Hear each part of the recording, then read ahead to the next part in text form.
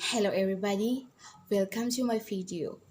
Before I present my video, I want to introduce myself. My full name is Santa Erin Novaliati. You can call me Erin. I am from class 2019B English Language Education courses. Now I will presentation to topic and I was in counter position. Okay, the first topic is online learning in new normal of education file. COVID-19 has changed the way educating future generation from face-to-face learning to online learning. The process of education around the world is getting more difficult because it is not properly reviewed.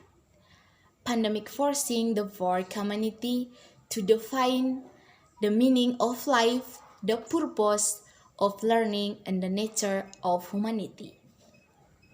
The educational experts is the author's concentration because he has been in this file for decades in the capacity as research practitioners to policymakers. COVID-19 forces social distancing policies to minimize the spread of the coronavirus. So this policy is pursued to slow down the rate of spread of the virus in the community. The Ministry of Education Culture responded with the police learning from home through online learning. All affected countries have tried to make their best policies and maintaining the, the sustainability of education service. Currently, the Indonesian state is also facing some real challenges, namely technological imbalances between schools in big cities and areas of limited teacher competencies in the use of learning application, limited resources for the use of educational technology such as the internet and quotas, teachers, student and parent relations in online learning not yet integral.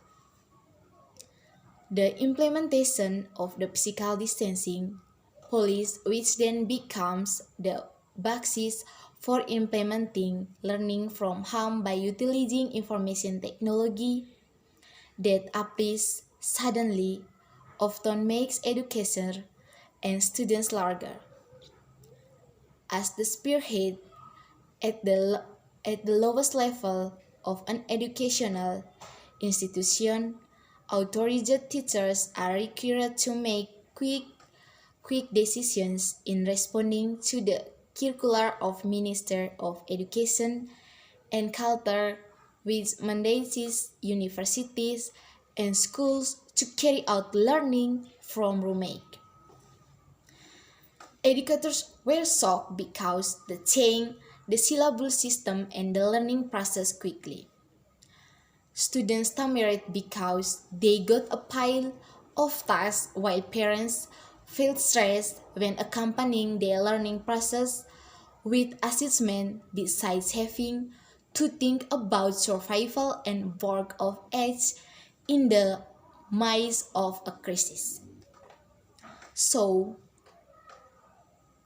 these obstacles become an important not from the war of education that we have to pursue online learning quickly, even though technically and the system is not yet ready.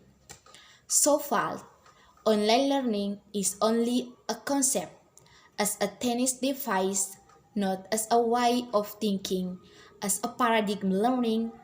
Even though online learning is not a method for change face-to-face learning with digital application, it is not policy that burdens students with take assessment every day.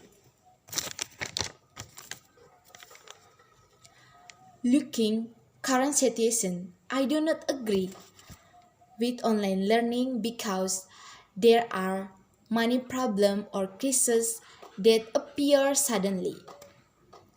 Online learning also makes students slow to get information from the teacher because they have problems with their technology tools. Many problems with the many problems with their technology. Many students cannot open the Moodle application or other application related to online lectures because it is influenced by several factors, including difficulty getting a quota, is insufficient cell phones, RAM, and network that is always error. It is supposed to solve problems like this. Authorized parties such as the teachers or material on application that can be researched by students. From this challenge, we must have the courage to take steps to make online learning an opportunity to transform our education.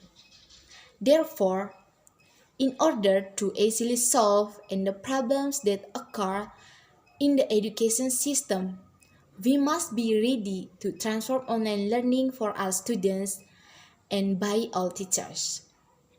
We must be able to enter a new era to build creativity, hone students' skills, and improve self-quality with change in systems, perspective, and patterns of interaction with technology.